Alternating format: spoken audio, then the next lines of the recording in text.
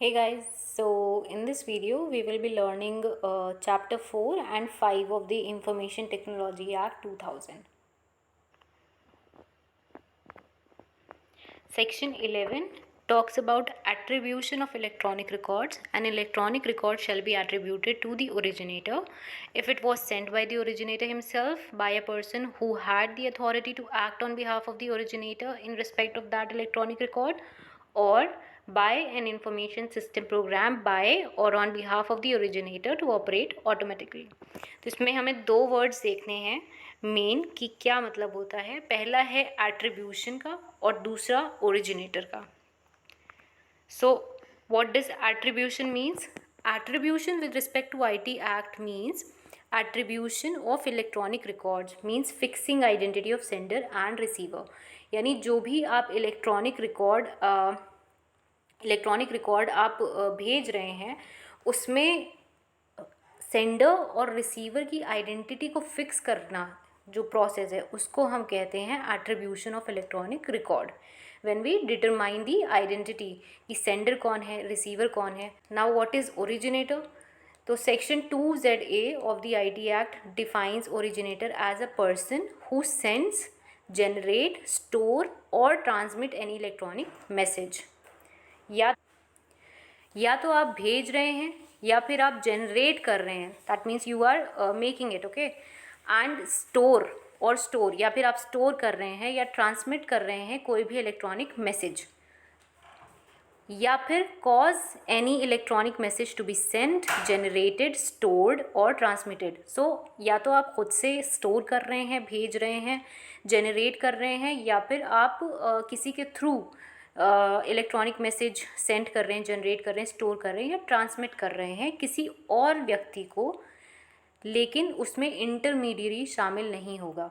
ठीक है, इंटरमीडियरी क्या हो गया? फॉर एग्जांपल आपका ISP जो इंटरनेट सर्विस प्रोवाइडर है वो आपका नहीं शामिल होगा. ठीक है, तो मान लीजिए आपने ईमेल या तो आप खुद ईमेल लिखें, आप खुद से भेजें, उसको जनरेट करें, या फिर आप किसी के थ्रू करवाएं, तो वो ओरिजिनेटर है. नाउ थोड़ा एक सिंपल लैंग्वेज में अगर हम देखें इसको, तो with respect to IT act, originator is a person who sends और generates any electronic record.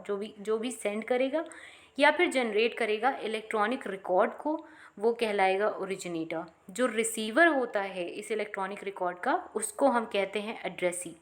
Example के तौर पे A sends an email to B, then A is the sender or originator and B is the addressee. But basically, if I am sending a mail to you, then I am the originator and you are the addressee. Okay. Now coming back to section 11. तो attribution का हमें मतलब समझ में आ गया. Fixing the identity of originator and sender.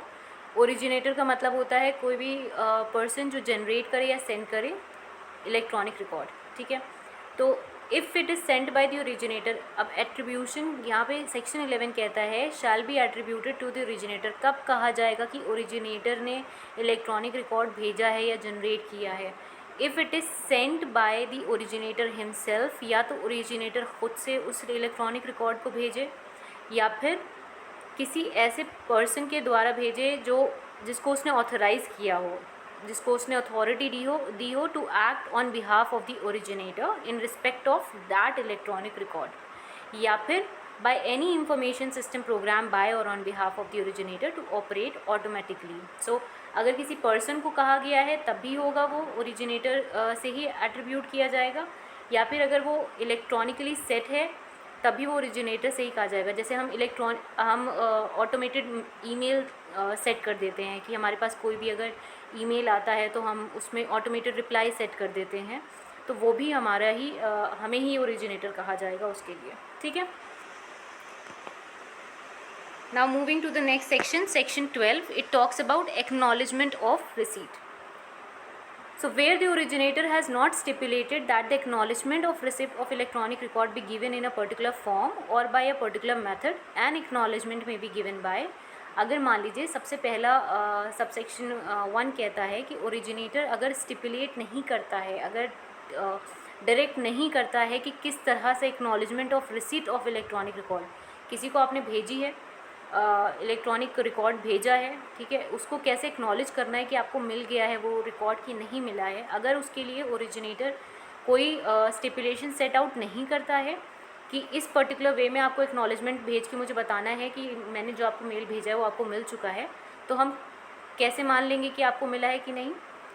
It may be given by any communication by the addressee, automated or otherwise, or any conduct of the addressee sufficient to indicate to the originator that electronic record has been received। या तो कोई भी communication addressee कर दे, चाहे वो automated हो चाहे otherwise. जैसे मैंने अभी आपको बताया कि अगर मुझे कोई मेल भेजता है तो मैंने अपनी ईमेल पे सेटिंग की हुई है कि मैं उस मेल को चाहे चेक करूं चाहे ना करूं, अभी वो ऑटोमेटिकली मेरा मेल उनको रिप्लाई भेज देता है, ऑटोमेटेड रिप्लाई कि I have received your document, thank you for the same, right.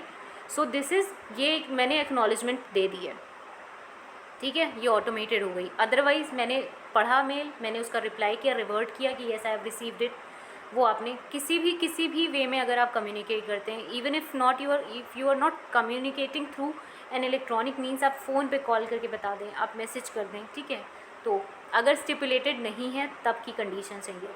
Any conduct of the addressee sufficient to indicate to the originator, या फिर किसी भी कंडक्ट से जो ओरिजिनेटर को इंडिकेट कर दे that you have received the electronic record. Second is when the originator has stipulated that the electronic record shall be binding only on receipt of an acknowledgement of such electronic record by him, then unless acknowledgement has been so received, the electronic record shall be deemed to have been never sent by the originator। अगर मान लीजिए originator ये stipulate करता है कि आपको binding तभी होगा, इलेक्ट्रॉनिक रिकॉर्ड तभी बाइंडिंग होगा अगर आप रिसिट ऑफ एक्नॉलेजमेंट भेजें, तो जब तक आप वो रिसिट ऑफ एक्नॉलेजमेंट नहीं भेजते हैं तब तक वो इलेक्ट्रॉनिक रिकॉर्ड बाइंडिंग नहीं होगा, और ये नहीं माना जाएगा कि ओरिजिनेटर ने उसको भेजा है आपको, ठीक है। ये it says that the electronic record shall be deemed to have been never sent by the originator. Okay, अगर आपने जिस तरह से स्टिपुलेट किया है ओरिजिनेटर ने कि आपको इस तरह से एक्नॉलेज करना है, आप उस तरह से नहीं कर रहे हैं तो। Third subsection is where the originator has not stipulated that electronic record shall be binding only on receipt of such acknowledgement and the acknowledgement has not been received by the originator within the time specified or agreed, or if no time has been specified or agreed to within a reasonable time, then the originator may give notice to the addressee stating that no acknowledgement has been received by him and specifying a reasonable time by which the acknowledgement must be received by him, and if so acknowledgement is received within the aforesaid time limit, he may after giving notice to the addressee treat the electronic record as though it has never been sent। Okay, अगर मान लीजिए originator ने कुछ stipulate नहीं किया है कि electronic record तभी बाइंडिंग होगा, फर्स्ट में बताया कि उसने कुछ स्टिपुलेट नहीं किया है तो by communication and by conduct आप कर सकते हो। सेकंड में बताया कि ओरिजिनेटर ने स्टिपुलेट किया है तो आपको उसी फॉर्मेट में करना होगा, एक्नॉलेज करना होगा। जब तक एक्नॉलेजमेंट रिसीप्ट नहीं मिल जाती है ओरिजिनेटर को तब तक वो बाइंडिंग नहीं होगा इलेक्ट्रॉनिक रिकॉर्ड। थर्ड कहता है अगर मान लीजिए ओरिजिनेटर ने स्टिपुलेट नहीं किया है कि इलेक्ट्रॉनिक रिकॉर्ड तभी बाइंडिंग होगा सिर्फ जब तक एक्नॉलेजमेंट रिसिप्ट नहीं मिल जाती है, और आप एक्नॉलेजमेंट रिसिप्ट नहीं भेजते हैं क्योंकि ऐसी कोई स्टिपुलेशन है ही नहीं, तो क्या होगा? With in the time specified और अग्रीड। अगर टाइम स्पेसिफाइड या अग्रीड है उसमें नहीं भेजते हैं, या फिर time has been specified,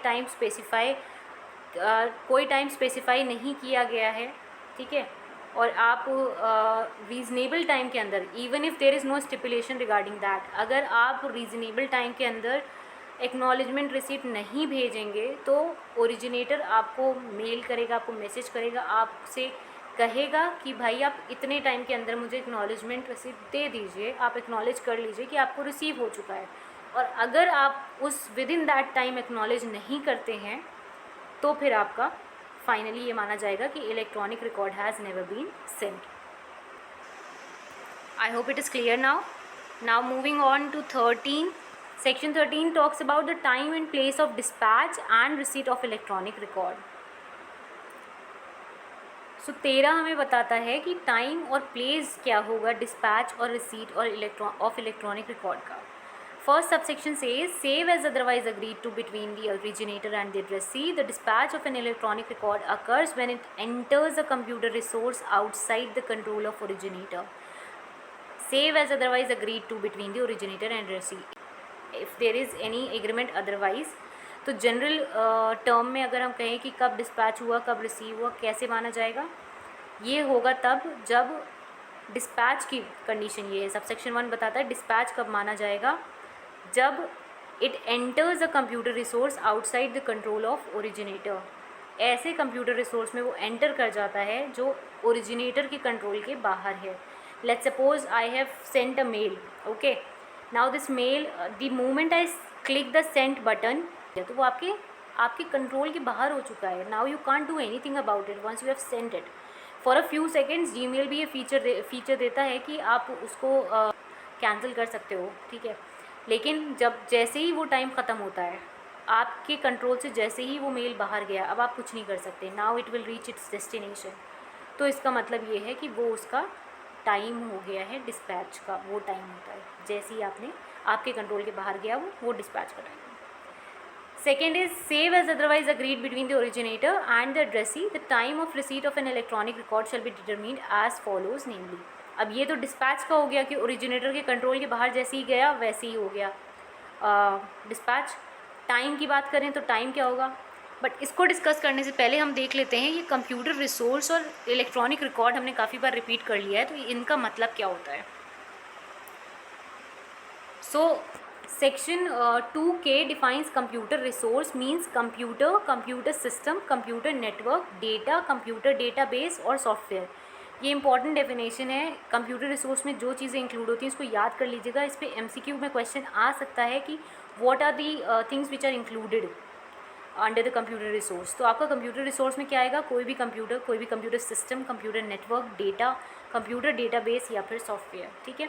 electronic record क्या है, 2T में डेफिनेशन है। इलेक्ट्रॉनिक रिकॉर्ड का मतलब होता है डेटा रिकॉर्ड और डेटा जनरेटेड, इमेज और साउंड स्टोर्ड, रिसीव्ड और sent in an electronic form और माइक्रोफिल्म और computer generated microfiche. So this is electronic record. कोई भी data, record of data generate करना, इमेज हो गया, साउंड हो गया, ठीक है, सेंड किया हो, रिसीव किया हो इलेक्ट्रॉनिक फॉर्म में, वो सब आपका इलेक्ट्रॉनिक रिकॉर्ड में आता है। डेफिनेशन कहाँ पर है, 2T में, कंप्यूटर रिसोर्स की K में है। Now coming back to section, if we talk about the time of receipt of electronic record, वो कैसे डिटरमिन किया जाएगा। तो subsection 2 of section 13 says that if the addressee has designated a computer resource for the purpose of receiving electronic record, अगर मान लीजिए addressee ने कोई कंप्यूटर रिसोर्स डेसिग्नेट कर रखा है, डिसाइड कर रखा है, प्री डिसाइडेड एग्रीमेंट है कि this is the computer resource which has to receive the message, right.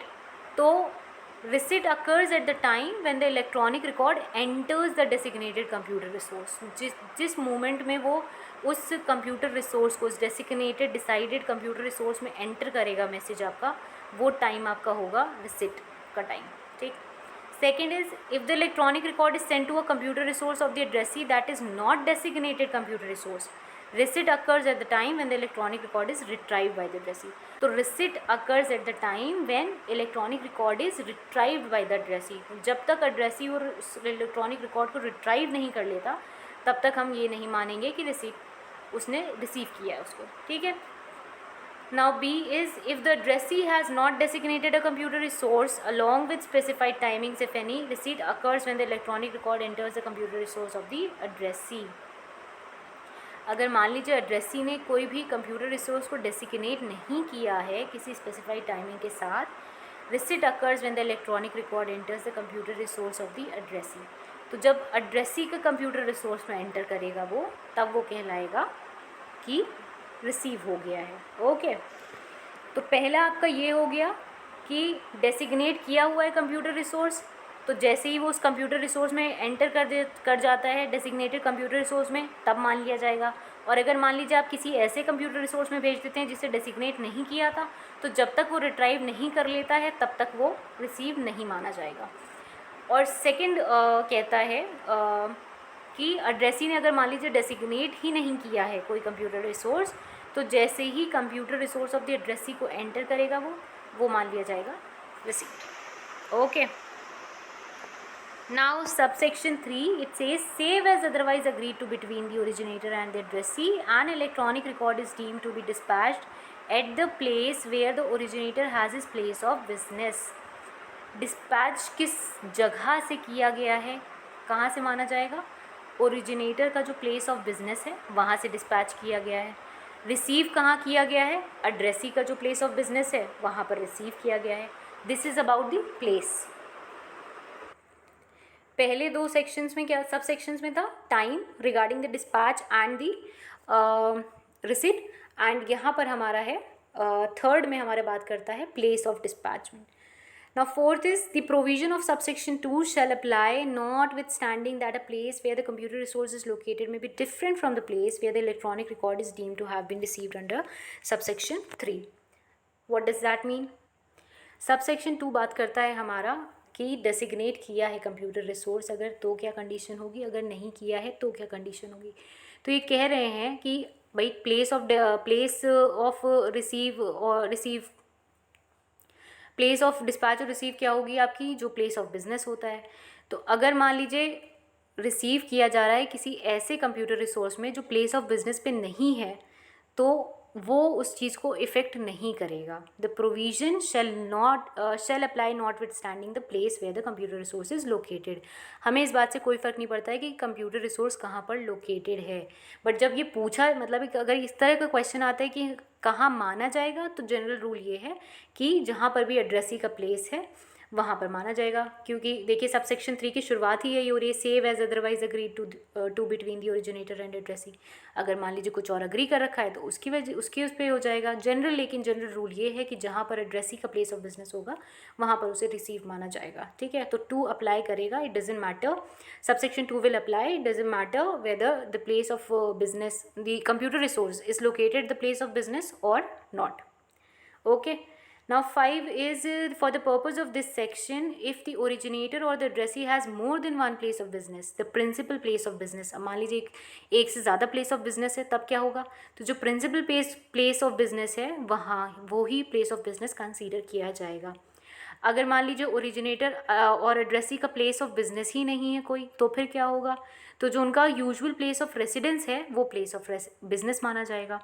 C is usual place of residence in relation to a body corporate. इसका क्या मतलब होगा, जहाँ पर भी बॉडी कॉर्पोरेट के रिलेशन में जहाँ पर भी वो बॉडी कॉर्पोरेट रजिस्टर्ड है वहाँ पर उसका प्लेस ऑफ बिजनेस माना जाएगा। Now example, sorry for that spelling, this is example. So this section states that when a person sends an electronic record from his computer, then that particular time becomes the time of dispatch. जैसे ही send किया आपने electronic record अपने computer से, तो जो send करने का time है वो आपका क्या हो जाएगा, टाइम ऑफ डिस्पैच हो जाएगा। For example, if mister A composes an email at 3:30 AM and press the send button at 4:30 AM, तो टाइम ऑफ डिस्पैच क्या होगा, the moment you press that send button, यानी कि 4:30 AM। Because after pressing the send button the sender can not make any changes to the record. अब originator के control के बाहर हो चुका है वो, तो 4:30 AM आपका हो जाएगा time of dispatch. I hope you understood this section very well, easy section, right? Now section 14, secure electronic record। secure electronic record क्या होता है, where any security procedure has been applied to an electronic record at a specific point of time, then such record shall be deemed to be a secure electronic record from such point of time to the time of verification। इसके लिए हमारे पास 2 terms हैं, एक होता है security procedure, वो क्या है, ठीक है, और इलेक्ट्रॉनिक रिकॉर्ड का तो हमने मतलब देख ही लिया है। तो सिक्योरिटी प्रोसीजर का मतलब क्या होगा, it means the security procedure prescribed under section 16 of the central government by the central government. जो सेक्शन 16 में सिक्योरिटी प्रोसीजर बताया गया है वो हमारा होता है सिक्योरिटी प्रोसीजर। सेक्शन 16 में बताया क्या गया है, section 16 talk about security procedures and practice. The central government में for the purpose of section 14 and 15 prescribe the security procedure and practices. ठीक है, सिक्योरिटी प्रोसीजर ZF में डिफाइन है, नॉट इम्पॉर्टेंट, बट ये आप याद रखिएगा कि 16 में कहा गया है कि सेंट्रल गवर्नमेंट जो है वो डिसाइड करती है कि क्या सिक्योरिटी प्रोसीजर और प्रैक्टिसेस होंगे for the purpose of section 14 and 15। तो MCQ अगर इस पर बनता है तो ये बनेगा कि कौन डिसाइड करेगा सेक्शन 14 और 15 के लिए सिक्योरिटी प्रोसीजर एंड प्रैक्टिसेस, तो वो होगी central government. Provided that in prescribing such security procedures and practices, the central government shall have regard to the commercial circumstances. किन किन चीज़ों को ध्यान में रखेगी सेंट्रल गवर्नमेंट ये सिक्योरिटी प्रोसीजर्स और प्रैक्टिसेस बनाते टाइम? पहला ये कि कमर्शियल सर्कमस्टांसेस क्या हैं, nature of transaction and such other related factors as it may consider appropriate. Very simple and not so important. 14, coming back to 14, security procedure has been applied to an electronic record at a specific point of time. Such record shall deem to be secure electronic record from the point of time to the time of verification.